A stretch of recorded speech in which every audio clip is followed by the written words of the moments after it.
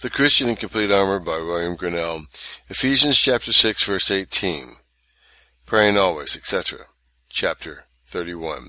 A reproof to those that use not this kind of prayer, or do it in a profane manner, or use it, but neglect other. Section 1. For reproof of those who are wholly unacquainted with this kind of praying. Their heart is a bow bent indeed, and their quiver full of arrows, but all are shot besides this mark. The world is their butt, as this they let fly all their thoughts. God is so great a stranger with them, that they hardly speak to or think of him from morning to night, though they travel all day in his company. And is it not strange that God, who is so near his creature, should be so far from his thoughts? Where canst thou be, or what can thy eye light upon, that may not bring God to thy remembrancy, and give thee an occasion to lift up thy heart to him? He is present with thee in every place and company. Thou canst use no creature, enjoy no mercy, feel no affliction, and put thy hand to no work, which will not promote thee either to beg his counsel, seek his blessing, crave his protection, or give his praise for his gracious providence over thee. The very beast thou ridest on, could it speak, as once Balaam's ass did, would reprove thy atheism, who goeth plodding on thy way, and taketh no notice of him that preserveth both man and beast. But God speaks once, yea, twice, and brutish men perceive it not. Well may Solomon say, the heart of the wicked is little worth, when God is not in all his thoughts. What can that heart be worth that is stuffed with that which is worth naught, at least which within a while will be so? For in the moment wherein these poor wretches die, all their thoughts perish and come to nothing.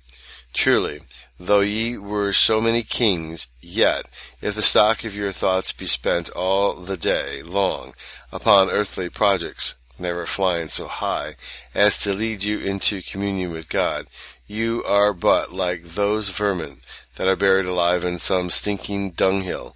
The food of your souls live upon is low and base, and such must the temper of your souls need to be.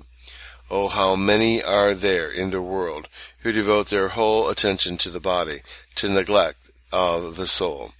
The body, which is the beggar, is mounted on horseback, and the soul, which is the prince, walks on foot, preferred to no higher employment than to hold her stirrups, safe stirrups, being made to bestow all its thoughts and cares how to provide for that and allow nothing for itself. Yet these are cried up for the only happy man in the world, whereas some poor creatures are to be found, though their outward garb in the world renders them despicable, who enjoy more of the heaven and true comfort by the frequent commerce they have with God in one day than the others do in all their lives for all their pomp. What account will such give to God for the expense of their thoughts and the firstborn of their souls? What pity is it that strangers should devour them, the highest improvement whereof is to send them in embassages to heaven, and to converse with God? He who gave man a countenance erect, to walk, not creep as some other creatures, with their back towards heaven and their mouth to the earth, never intended his soul should stoop so below itself, and lick the dust for its food, but rather that it should look up to God, and enjoy itself in enjoying communion with him, who is the Father of spirits. If it be so sad a spectacle to behold a man bowed down through the deformities or infirmities of his body, as to go like a beast on all four, much more to see a soul so crippled with sensual affections that it cannot look up from earth where it lies to converse with God, its Maker. Section 2. It reproves those who do, indeed, shoot now and then to heaven some of these darts of ejaculatory prayers, but in so profane a way as makes both God and gracious men to nauseate them. Did you never hear a vile wretch load his discourse with strange melody of oaths and prayers, make use of an oath and send out a vain prayer in the midst of his carnal discourse.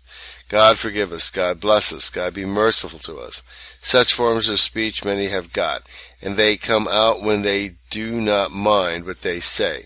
Now, which do you think is likely first to get to heaven, their oaths or their prayers? It is hard to say whether their swearing or their prayer will be the worst. What base and low thoughts have these wretches of the great God, to make so bold with his holy and reverent name, which should not be thought or spoken of without fear and trembling. The legs of the lame are not equal, so is a parable in the mouth of the fools. That is, it is uncomely. The name of God doth not fit a profane mouth, the discourse is not proper. One step in hell and another in heaven is too great a stride at once to be taken. One shot, one dares at God in an oath, and another to him in a prayer. What can you make of these but sporting with that which is sacred? Religion and the eye are too tender to be played with.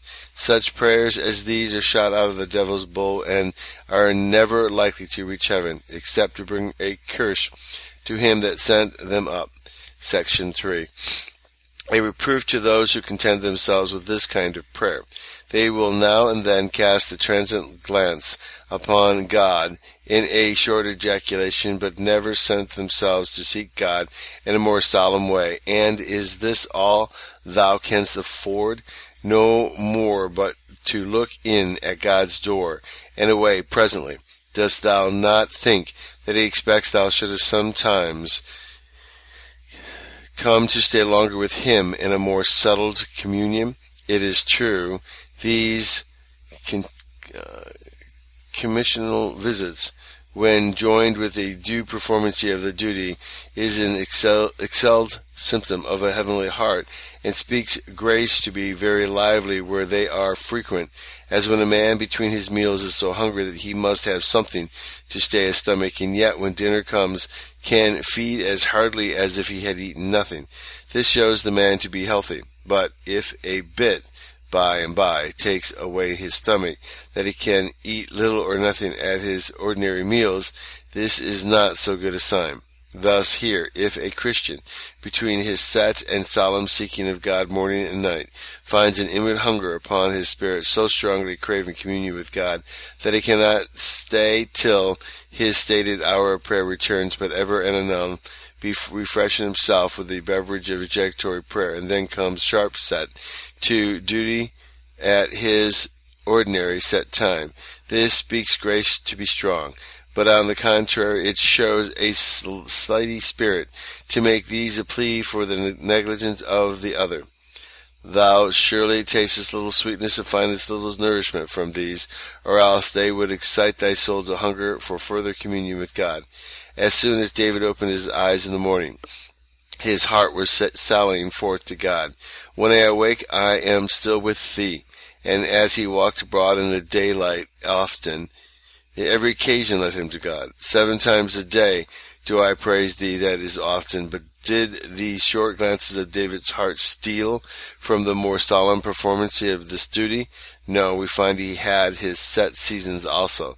Evening and morning, at noon will I pray and cry aloud. Psalms 55:17.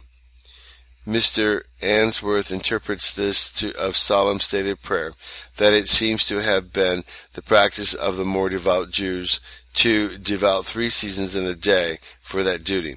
I can no more believe him to be frequent in spiritual and ejectory prayers, who neglects the season of solemn prayer, than I can believe that he keeps every day in a week a Sabbath, who neglects to keep that one which God had appointed. End of chapter 31.